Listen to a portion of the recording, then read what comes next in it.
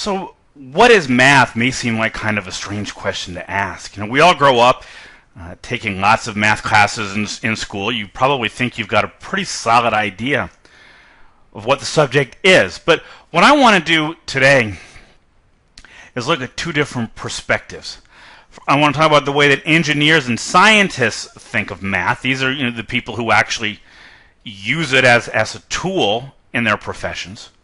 And I want to talk about the way that mathematicians view math. These are people who actually think of math as the sole thing that they're interested in.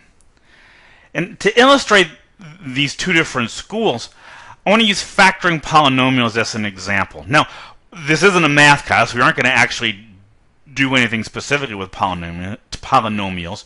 I just want to use this as a way to illustrate these two approaches. So on the one hand, you have people who are interested in answering this question, how do you do it? If you're given a polynomial, how do you go about factoring it? That kind of practical, specific question is the sort of thing that engineers and scientists are interested in answering. Now, on the other hand, you have this question, can you do it? Is it possible to factor polynomials? That kind of much more abstract question is the sort of thing that mathematicians are concerned with. Now, I don't want you to get the impression that these are two completely isolated schools. Okay? There's a lot of back and forth between the two of them in the real world. The work of engineers and scientists who are interested in developing practical techniques can help mathematicians in their research. And the theoretical work of mathematicians can benefit the engineers and scientists. For example, some of you may have seen something called the quadratic formula. It's a great tool for solving quadratic or second-degree polynomial equations. Well, once you've got this tool for doing second-degree equations, the obvious question to ask is, well, is there one for third degree and fourth degree and fifth degree? And it turns out the answer is that for fourth degree and lower, yes, there are formulas. For fifth degree and higher, no, there aren't. That's the kind of theoretical does it exist question that mathematicians work on answering. And once they have that answer, it's useful to the engineers and scientists because now that they know those formulas don't exist, they're not going to waste their time looking for them. They're going to devote their efforts, they're going to put their energy into doing things like developing numerical methods that let them get really good approximate solutions, which for a lot of their problems are going to be good enough. So how does this play out in the school situation? Well, in the schools, they are heavily weighted toward the engineering, how do you do it perspective on math. Elementary school, middle school, high school, even up into the undergraduate, college, and university level, they're primarily focused on math as a tool. This is what you see in project-based learning. This is what you see even into things like word problems at the high school and middle school level.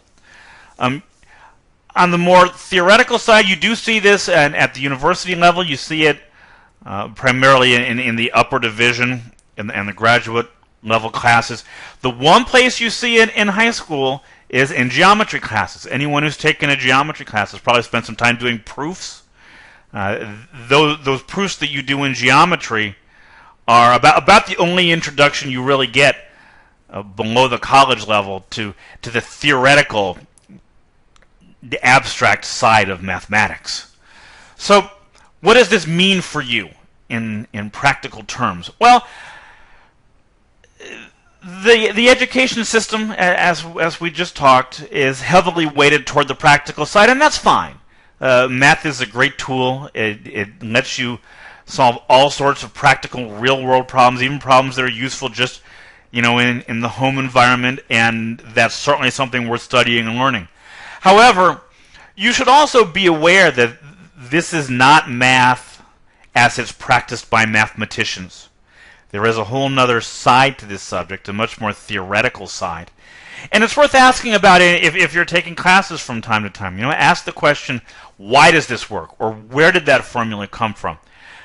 Sometimes having that information is helpful, even if you're purely interested in applications, just because, for example, it can help you to remember formulas, and it can help you to understand the basis, the reasoning behind why things are the way they are. And for a lot of people, that helps them to understand it better and to see how to better use these tools to solve the kind of practical application-oriented problems that they're really interested in.